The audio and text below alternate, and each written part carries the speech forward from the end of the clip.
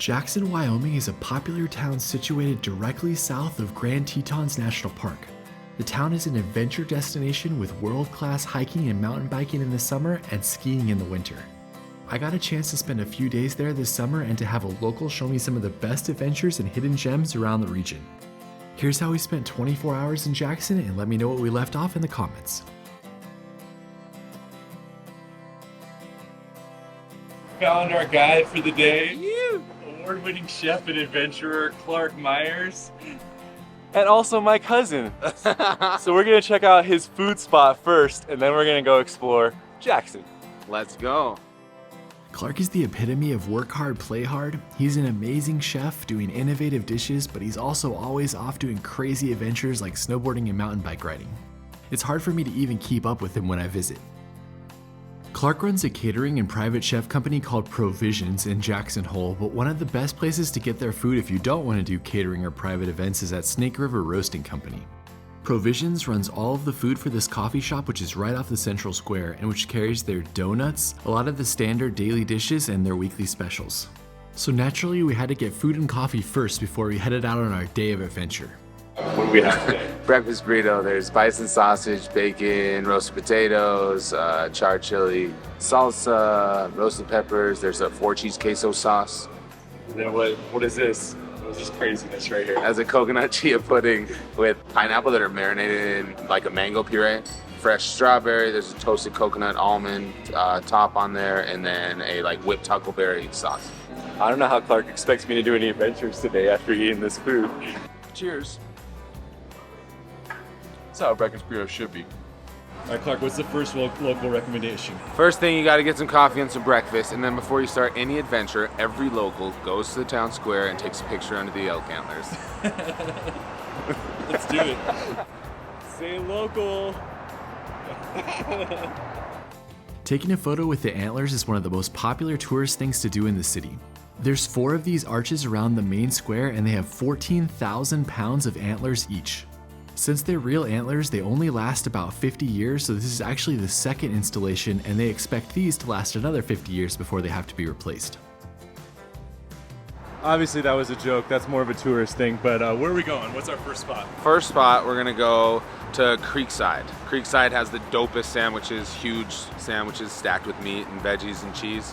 Everyone goes there and gets them before their mission. So we'll get those and then we'll be ready for adventure. I like when someone says that I have a mission, an adventure mission today. We piled into Clark's car and headed north towards Grand Tetons National Park with a stop at Creekside Market. Creekside Market has long been a popular place for both groceries and for deli sandwiches before heading into the park. You can go with a pre-built sandwich or you can make your own and then you just wait for them to call your name. All right, we got our sandwiches, so now the adventure mission, as it's called in Jackson, can begin. Yeah! We're going to the Grovant Wilderness. Let's do it. As you head north from Jackson, look out on the left-hand side and you'll see the Grand Tetons if it's a clear day. These are some of the most staggering and beautiful mountains in the entire country, and I always love whenever I can see them. We are entering Teton National Forest and the Grovant area. Already looks beautiful. As you enter the wilderness, you'll be driving right along the Grovant River. We go pack rafting on this river, and it gets gnarly during high water. Super gnarly. I asked Clark to not take me on anything gnarly today, so we're doing a float on an inner tube later. The Grovant Wilderness is located east of Grand Tetons National Park and it's over 280,000 acres. Our first stop there was near the Grovant Slide and Slide Lake. Awesome place to stand up paddleboard or come on your kayak or just hang out on the beach.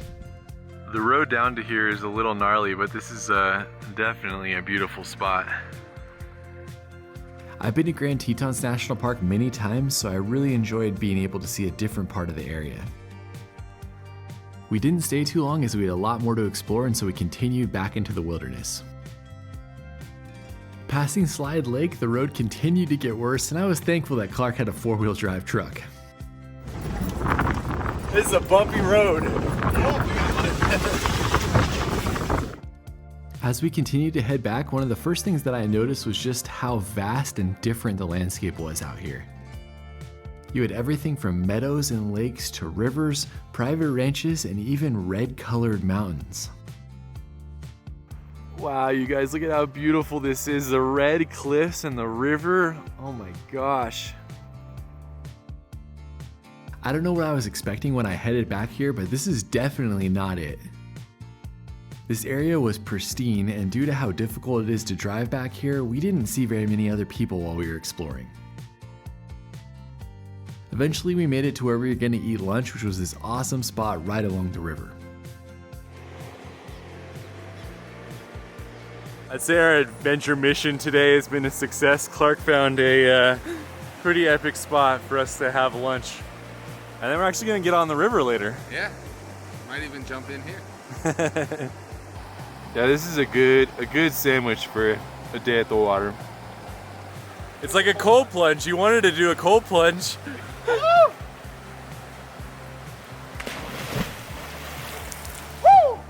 I'm waiting until we get on the river later to do my jumping in the water. River mission, baby! Saying goodbye to our lunch spot, and we are heading back into town and then down to cruise the Snake River. It's pretty hard to beat the drive back to Jackson as you get some amazing views of the Red Cliffs again, and then of course the Grand Tetons as you come over the mountain. I never knew this was an area I needed to visit when I was in Wyoming. When we were planning this trip, there was one place I really wanted to see, and I asked Clark about it, and luckily he said it was a great stop in the city, so that's where we headed to next. All right, Clark, where are we at now? We're at the Museum of Wildlife Art. This was my one request of the day, and Clark said this place is awesome, so it worked out perfectly. In the winter, this overlooks the elk refuge, I guess all year, but in the winter there's thousands and thousands of elk. Like you'll look out on here and there's just seas of elk because it's a refuge for them in the winter to kind of stop them from trying to migrate through the town of Jackson. And so they feed them here, and it's beautiful. The National Museum of Wildlife Art is one of the premier spots to visit while in Jackson. This museum was founded in 1987 and used to sit down by the town square before they opened this 51,000 square foot space out near the elk refuge. Look at that, that's a painting. That is insane. It looks like a photograph. This museum has been internationally recognized, and it features over 5,000 different pieces from over 550 different artists. As someone who's been to a lot of art museums over the years, I can easily say this is well worth the visit. One of the things I really connected with here was just seeing so many different artists' unique interpretation of wildlife art. It's made out of Legos. It's a tiger. What? That's cool. It's a place you could easily spend some time if you're interested in this type of thing. One of the highlights for me is this piece by Thomas Moran, who was influential in actually helping to create Yellowstone as a national park, so it's cool to see an original work here.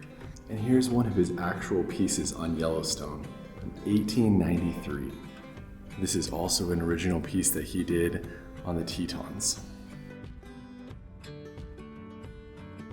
That was a really cool museum. If you're into art, you definitely need to go there, especially outdoor art. Now our mission continues with more adventure. Leaving the art museum, we headed to do one of Clark's favorite attractions, which was to get out on the Snake River. On our way down, we had to stop at Jackson Hole Stillworks, which was one of Clark's favorites for what he called a sloshy. Is that what you do when you cruise down the river? You know what time it is? It's sloshy time, baby. All right, it's good to have a cousin who knows how to get on the river, but if you want to do this yourself, you can book Snake River float tours as well.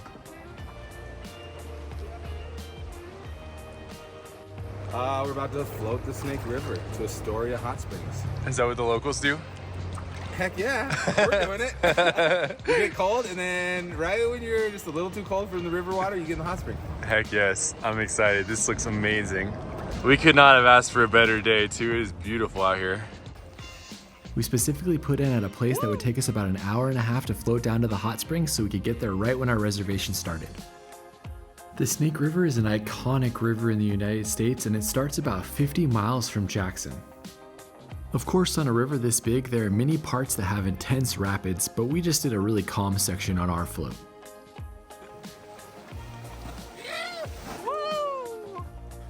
Clark promised me a chill ride. What the heck? As in the water's chilly.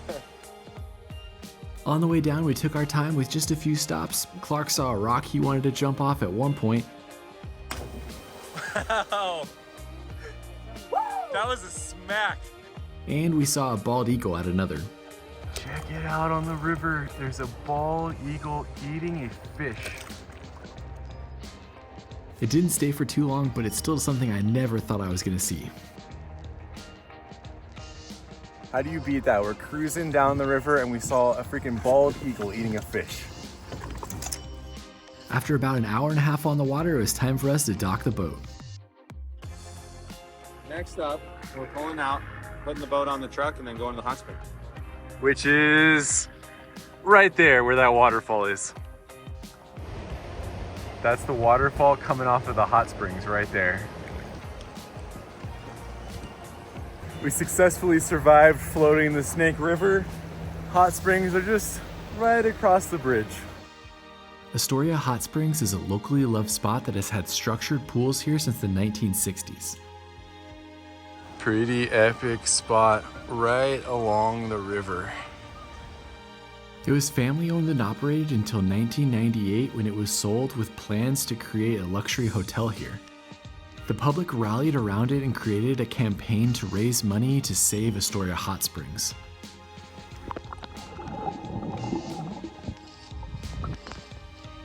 It was only recently reopened to the public and it's a great place to soak year-round. It ended up being a little hot that day, so it wasn't great for us to be in 104-degree water, but it was still well worth the visit. Saying goodbye to the Astoria Hot Springs, only a few more things to do before we end our day. From there, it was time to get cleaned up and head back into downtown Jackson for our dinner spot at Snake River Grill.